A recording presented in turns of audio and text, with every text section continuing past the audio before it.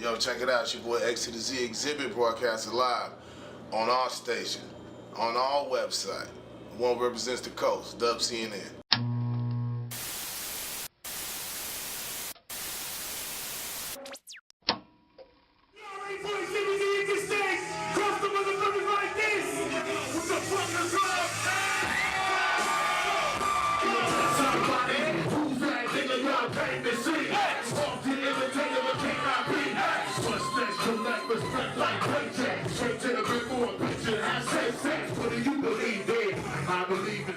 What's going on with you, X? What's up, Nima? Good to see you, What's man. up? Nice to see you. We back again on DubCNN to talk Hell about the new album finally coming out. Napalm, a couple of days left. Yeah.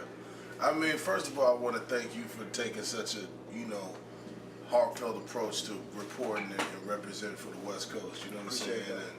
And really like standing up and being a good representation of what we do out here. It feels good to be able to come with an album this strong. First of all, it's been a minute since I dropped one. And, to come back to such fanfare and everybody supporting the music and just giving it a real shot, a real opportunity to listen to the growth in them. And I mean, at this point, it's safe to call you a veteran. You've been in the game for a long time. Thank you. And do you get nostalgic when you think about now you're the big homie, you got people looking up to you, looking up to your career, and it's like you're not done, but you've already accomplished a lot. Do you get nostalgic when you look back? No, I mean, when I look at it, I just feel like I've accomplished some milestones, but I by no means feel like I'm finished. I feel like Napalm is a good step in the right direction. It is a very strong debut. It is definitely going to turn some heads, and then the 1-2 punch. I got to come follow it up with something stronger. And I think that's the main goal. I'm very invested in my career. I've made a lot of changes, made a lot of improvements, changed my circle, changed my surroundings, became really focused. I thought I was focused before, but after some dedication and some time, I really feel where I'm at an optimum performance right now. I feel like I can put my mind to something and achieve it without even, being distracted. It's just it's a better place that I'm in now. So this album is a reflection of that. And I mean, your live show has always been a very important part of, your whole career. And you tour constantly overseas. And I've seen you bring a lot of artists on tour with you over the years. From the DeFarais to Kronline, and now you've been riding with Young D. Demrick for the last couple of years. What made you stick with him as far as keeping him as a part of your live show? I mean, I like rocking with people that are, like-minded. I like people that are, as dedicated as I am. That really want to come in, and like you said, the live show is really important. I made it hard for people with #1 records that come on after me. I made it difficult. So I don't really see, you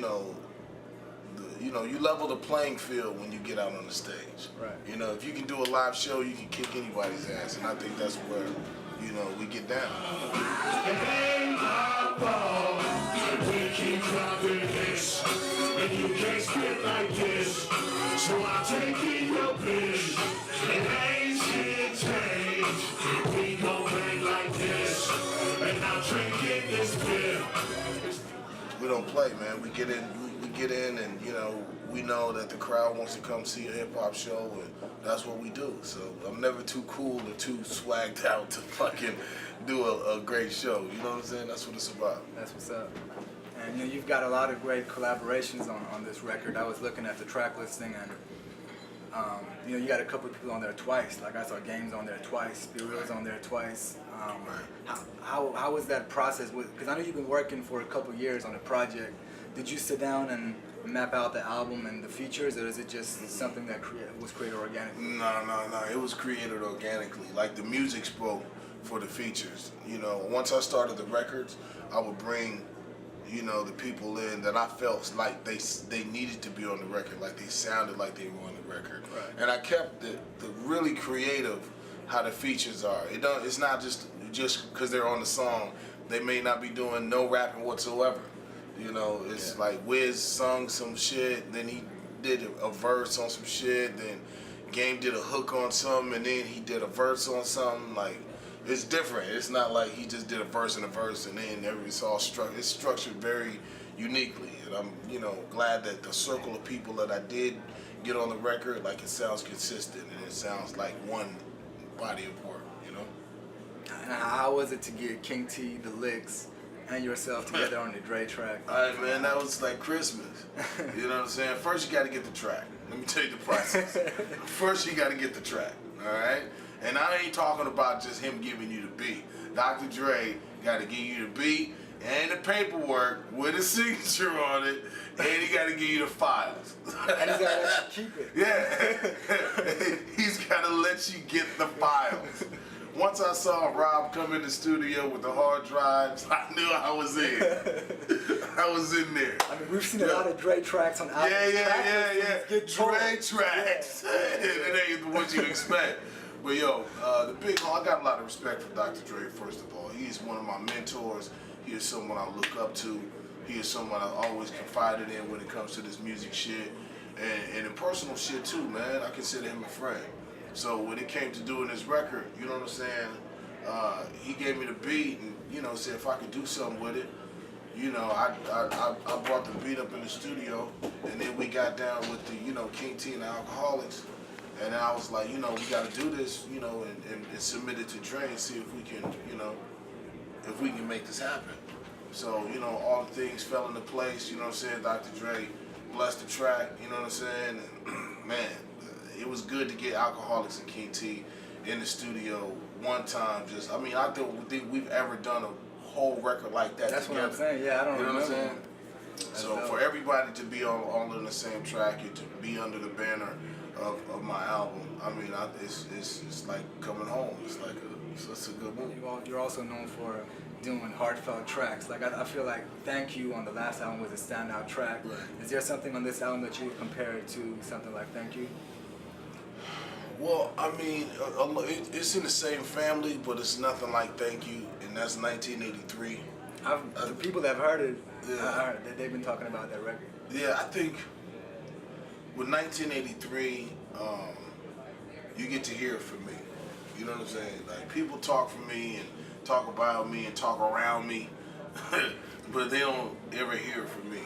So, you know, when 1983 came together, it was an opportunity for me to bear a little bit of my soul and myself and what I'm, you know, my thought process. You know, my uncle gave me a cassette tape with my mother's voice on it because 1983 features my mom, and she passed in '83, and you know, I haven't had any contact or had any, you know, memories of her outside of pictures. So my uncle gave me a cassette tape with her voice, right?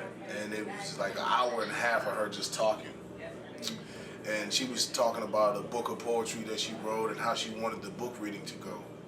And so I took excerpts of this cassette tape and made it like, it made it part of the track. And so it sounds like I'm talking to her. So, man, it was crazy. You know, Family's always been real important to you. You had a record called Sorry I'm Away So Much on Restless talking about, you know, your son. How, in the past couple of years, how close have you gone with your family and how has your career changed? That's what it's been about. You know what I'm saying? After Xavier Kingston passed away, I went and really, like, you know, focused on them. You know what I'm saying? I travel a lot. So when I travel, you know what I'm saying? It's like I'm doing it in the light of taking care of them. You know what I'm saying? So when things don't sit right and things aren't right at home, then I can't realistically come out here and be like, you know, I'm 100%, you know what I'm saying, when I know that it's not really that way at home. So the time that I took to really make sure, you know, that Trey and Gatlin are good, you know what I'm saying, that all these things are in place, you know what I'm saying, because that's what really matters. That's what's really important, you know.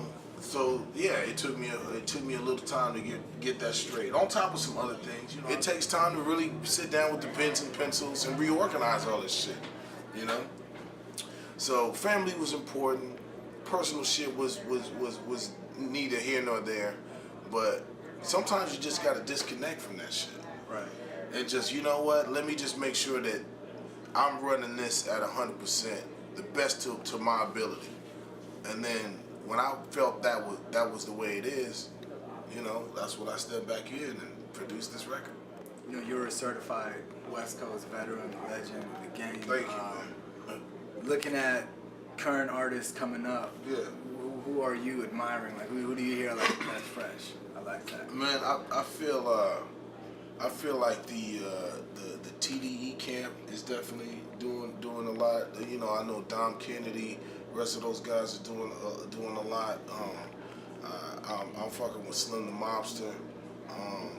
You know, I got peoples all up and down the coast though. You know what I'm saying? And I just think that you know, the more music that they put out, and the more they find their direction. You know, I don't really look at it no New West or no Old West. Oh yeah, it's, no, I it's think just I like think it's that's just out of the West. window You know what I'm right saying? now. I just think it's West. That's West. it. And you know, like they don't say the new Lakers. Right. You know what I'm saying, nigga? You just on the Lakers. You know what I'm saying? Like, yeah, you know, you may be new, but the banner stays the same. You know, so you know, I feel like that's what it is, man. I don't feel like I'm, you know, anybody to be choosing who's dope and who's not. I still feel like I'm competing. You know what I'm saying? Right. So let me spread my wings a little bit and see what's happening. Cool. And you know, I never asked you this personally, but I always read on the internet people say that you would get mad when you would see those memes on the internet where they would put your face with the Yo Dawg, where they would like do the little collage. Yeah. Did you laugh at that shit, or does it get like I mean, annoying? I mean, it is what it is. You know what I'm saying? I mean, I don't know how it started. I think they really getting me confused with Randy, the dude from American Idol. Right. He always say Yo Dawg. Yeah, I've true. never even said that in my life. I'm That's like, the internet for you. who did that? I saw one that said how many exhibits could exhibit if exhibits could exhibit exhibits. Yeah, except one. Just one. Okay, well shit, we ain't gonna keep you here forever. We got a It's show all to good. do. Thanks. Album's dropping. Yes, sir. October 9. All Yes, right. sir. Napalm, October 9th. Listen, yo, what's the meaning of life? What's the meaning of life? Man, I don't know. I don't know. 'Cause all I know is when